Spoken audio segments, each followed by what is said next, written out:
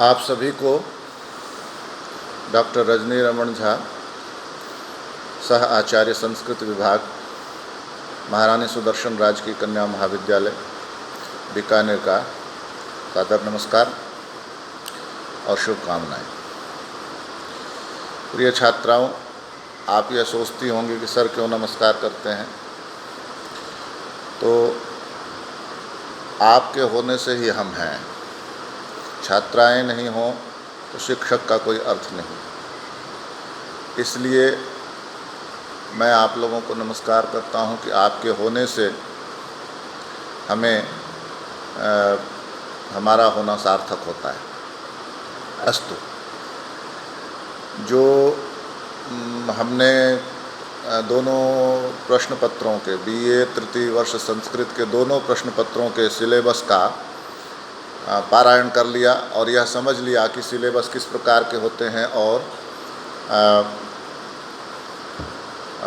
उसमें अंकों का विभाजन किस तरह से होगा, यह आपको समझ में आ गया। आज हम विषय, जैसे आपको ध्यान में होगा कि प्रथम प्रश्न पत्र में जो पहली इकाई है वह कुमार संभव की है। आप तो कुमार संभवम को आज हम प्रारंभ करते हैं। आज हम कुमार संभवम का जो प्रथम सर्ग है वही आपके पाठ्यक्रम में है, तो उसका जो है सामान्य परिचय हम प्राप्त करेंगे और तत्पश्चात श्लोक के हिसाब से, श्लोक के क्रम से उसको पढ़ेंगे। तो कुमार संभवम आप सबको मालूम है कि कालिदास का महाकाव्य है।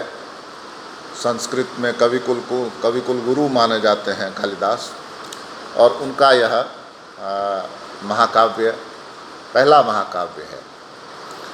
इसमें 17 सर्ग हैं।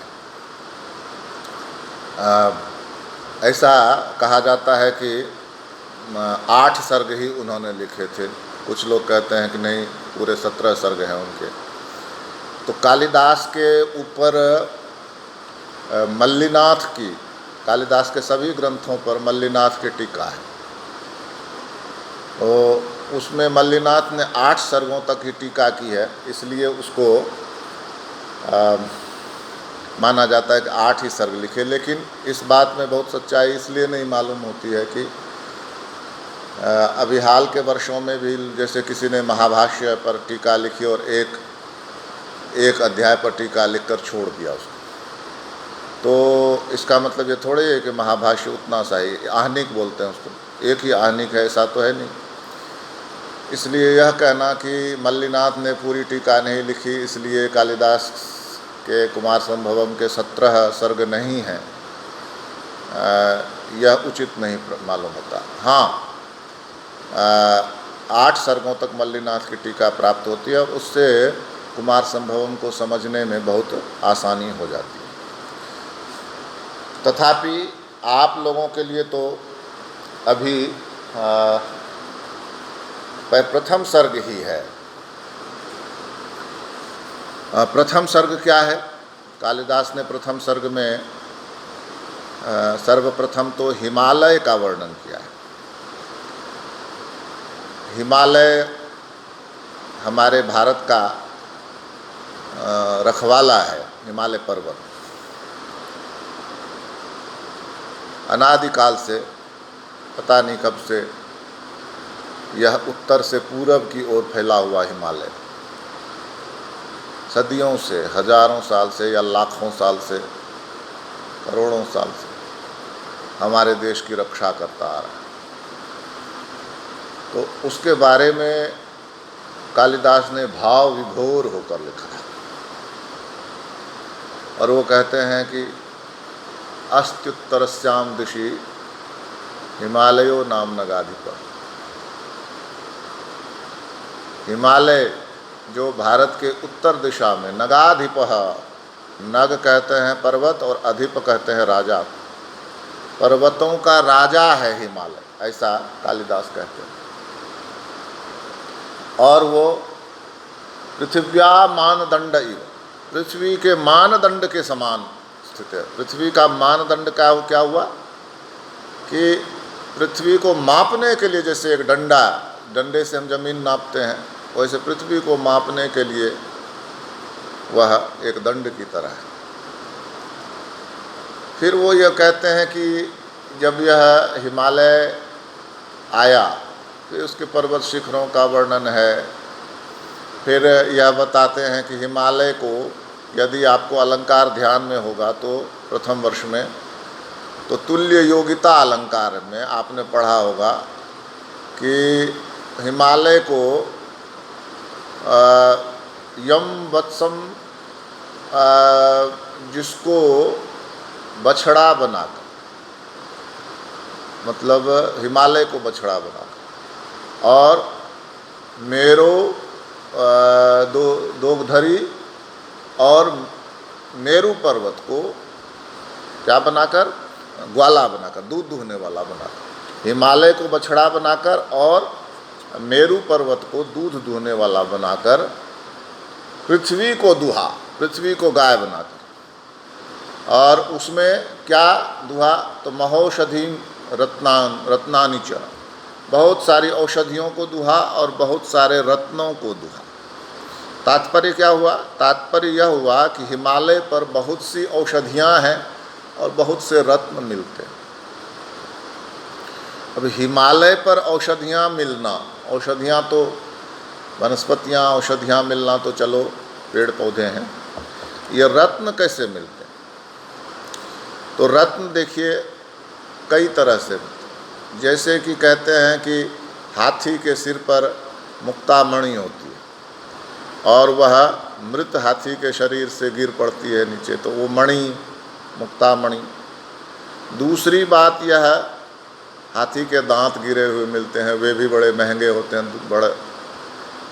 और एक बड़ी बात यह है कि हम आप सब जानते हैं, भूगोल का विषय है यह, हिमालय के बारे में कहा जाता है कि वह स्वर्ग से निकला था, समुद्र से निकला था। तो समुद्र से निकला था का अर्थ क्या हुआ कि समुद्र में चूंकि बहुत सारे रत्न होते हैं, इसलिए जब हिमालय ऊपर उठा समुद्र से तो वे रत्न उसके साथ आ गए, इसलिए हिमालय पर बहुत से रत्न मिलते हैं। सभी जानते हैं, भूगोल का व्यक्ति कह सकता है, विज्ञान का व्यक्ति कह सकता है कि हिमालय जो है वह सागर से निकला है, तो इसलिए उसमें बहुत रत्न पाए जाते हैं। तो इस तरह से हिमालय का बड़ा सुंदर ही वर्णन है। उसके बाद, हिमालय के बाद भगवती पार्वती का वर्णन। हिमालय की पत्नी का नाम था मेना,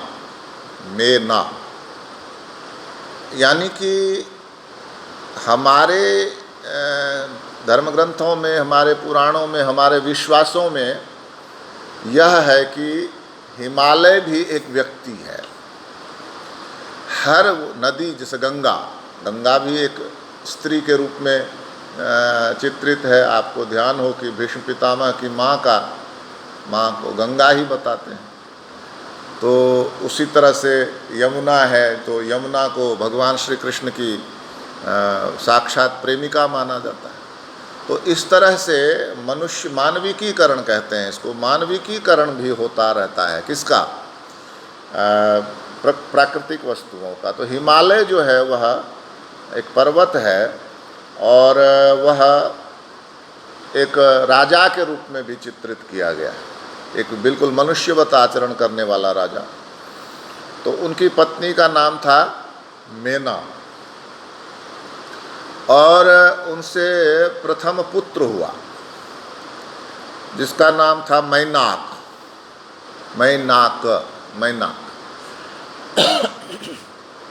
मैनाक के बारे में यह कहा जाता है कि वह समुद्र में चला गया।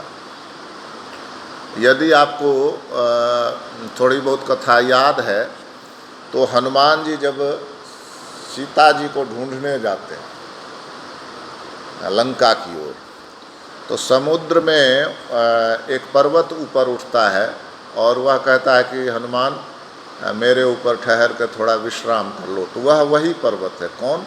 मैनाक पर्वत। वह मैनाक पर्वत जो है वह शिवजी और हिमालय और मेना का पुत्र है।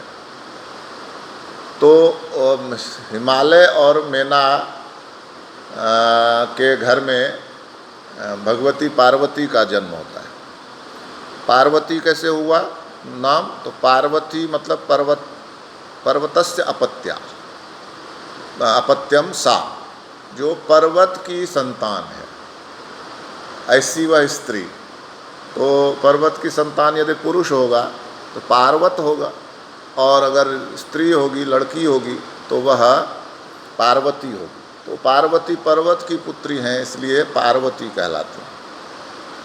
उनका जन्म हुआ मेना के गर्भ से हिमालय के आंगन में। तो वो बचपन से ही बड़ी सुंदर थीं, और तो कालिदास ने उनकी बाल सुलभ क्रीड़ाओं का भी वर्णन किया है कि वो गेंद खेलती थी। आपको आज सुन के अच्छा लगेगा कि वे गुड़िया बनाती थीं, क्रीडनक, जो मतलब कठपुतली छोटी छोटी बनाती थीं। तो वही खेल जो हमारे प्राचीन भारत के खेल हुआ करते थे, वो बच्ची उन्हीं से खेला करती थी, गुड़िया से, गेंद से, फूल से।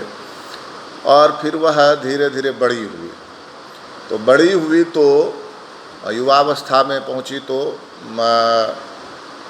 देवर्षि नारद एक दिन हिमालय के पास आए और उन्होंने कहा कि पार्वती के अनुकूल वर तो एक ही है, और वह हैं साक्षात शंकर महादेव, शिव जी। पार्वती स्वयं पहले से ही चाहती थी कि मेरा विवाह शिव से हो। अब इस कथा को एक बार रोक कर थोड़ा हम पीछे चलते हैं। इसकी कथा यूँ होती है कि शिव जी की पहली पत्नी का नाम था सती। आप लोग जानती होंगे शायद। शिव जी की पहली पत्नी का नाम सती था, और वे जो राजा दक्ष प्रजापति की पुत्री थी। और किसी कारणवश दक्ष प्रजापति जो थे वे शिव जी से प्रेम नहीं करते थे। ससुर और दामाद में अच्छा संबंध नहीं था। तो एक बार दक्ष प्रजापति ने यज्ञ किया और उसमें शिव जी को नहीं बुलाया। इससे सारे देवता जा रहे थे, तो सती ने कहा कि मैं भी जाऊंगी, मेरे पिता यज्ञ कर रहे हैं तो मैं भी देखने जाऊंगी। तो शिव जी ने वैसे तो मना किया, लेकिन फिर जाने दिया। और वहाँ जाकर उन्होंने जो दृश्य देखा कि उनके पिता सभी देवताओं को तो यज्ञ में भाग दे रहे हैं, लेकिन शिव जी को नहीं बुलाया है, और शिव जी के लिए बड़े अपमानजनक बातें करते हैं वो। तो इसको वे सहन न कर सकीं, और वहीं से उन्होंने अपना योगाग्नि से अपने शरीर को भस्म कर लिया। वे वापस लौट सकती थीं, लेकिन उनको ये ग्लानि हुई कि मेरे पति जो हैं वे मुझे मना कर रहे थे, फिर भी मैं आ गई। और एक तरह से शिव जी ने उनसे एक दूरी बना ली थी। तो अब उनको लगने लगा इस शरीर के रहते मैं शिव को फिर से प्राप्त नहीं कर सकूंगी। तो इसलिए उन्होंने उसमें अपने योगाग्नि से अपने शरीर को भस्म कर लिया। और वही सती वापस हिमालय के और मैना के घर में पार्वती के रूप में उन्होंने जन्म लिया। तो वो पूर्व संस्कार भी थे। तो वो मन ही मन चाहती थी कि मैं शिव से ही मेरा विवाह हो। नारद जी ने कह दिया तो और उस पर मुहर लग गई, उसको बल मिल गया। तो उन्होंने अपने माता पिता को कह दिया कि मैं तो शिव से विवाह करूंगी, और अब मैं जा रही हूँ शिव को पाने के लिए, तपस्या करने के लिए। तो माता पिता ने जो ऊ माँ करके, ऊ ए माँ न जाओ, ऊ माँ जो कहा, इसी से उनका नाम उमा पड़ गया। आप जानती हैं कि पार्वती का एक नाम उमा भी। पर वो नहीं रुकी, उन्होंने वहाँ जाकर घोर तपस्या की। और इसी बीच एक कथा यह आती है कि ताटकासुर नाम का एक राक्षस था जो देवताओं को बड़ा परेशान कर रहा था। तो उसको कौन मार सकता है? तो यह पाया गया कि केवल शिव और पार्वती से उत्पन्न संतान ही उसका वध कर सकती है। तो अब संतान हो कैसे? विवाह होगा दोनों का तभी तो। शिव जो है उधर तपस्या में बैठ गए, समाधि में। अब उनकी समाधि तोड़ना और फिर विवाह कराना ये कौन करे? तो कामदेव ने यह भार लिया। कामदेव, देवताओं में जो कामदेव, और कामदेव ने जाकर एक तरफ से पार्वती आई, एक तरफ से कामदेव आए। कामदेव ने पुष्प बाण मारा, यानी कि शिव जी को काम से बांधना चाहा। तो वो पुष्प बाण जाकर जब उनके लगा, उनके हृदय पर, तो एक क्षण के लिए उनकी समाधि टूट गई। और जब उनकी समाधि टूटी तो उनका तीसरा नेत्र खुल गया और कामदेव उसमें जलकर भस्म हो गए। तथा समक्षाम दहतम मनोभवम, ऐसे लिखा है कालिदास ने। सामने निनिंद रूपम हृदय न पार्वती। जब वो कामदेव भस्म हो रहा था तो पार्वती ने अपने रूप की निंदा की। वो ये समझ गई कि शिव को केवल रूप के जाल में नहीं बांधा जा सकता, और शिव को पाने के लिए तपस्या करनी पड़ी। बाद में जब कामदेव की पत्नी रति आकर बहुत रोने लगी, तब शिव ने कहा कि जाओ, ये बिना शरीर के ही सबको व्यापेगा। और जब द्वापर में श्री कृष्ण होंगे तो यह श्री कृष्ण के पुत्र के रूप में जन्म लेगा। तो वही जो बाद में प्रद्युम्न बना, बाद में रति आकर उसको ले गई। और इधर शिव के लिए तपस्या करने वाली पार्वती ने शिव को प्रसन्न किया और उनसे उनका विवाह हुआ। तो यह है प्रथम सर्ग की कथा वस्तु है। अब आप इसमें दो बातें देख सकती हैं कि एक तो पार्वती का सती का दूसरा जन्म पार्वती के रूप में है। तो शिव और पार्वती कहते हैं 87,000 वर्ष बीत गए थे दोनों के बीच, इतने का अंतर है। तो प्यारी छात्राओं, फिर उसी तरह से आप देखेंगे कामदेव मरने के बाद प्रद्युम्न बना, और रति वैसी ही, लेकिन रति आकर ले गई प्रद्युम्न को। तो प्रिय छात्राओं, ये अजर अमर होते हैं, ये बूढ़े नहीं होते, उम्र की बाधा इनमें नहीं होती, इनके लिए उम्र इनको नहीं व्यापता है। इसलिए कौन युवा है, किसका दूसरा जन्म हुआ है, इनके लिए इसका कोई अर्थ नहीं। इसलिए कभी नहीं सोचना चाहिए कि शिव जी 87,000 वर्ष बीत गए तो वृद्ध हो गए।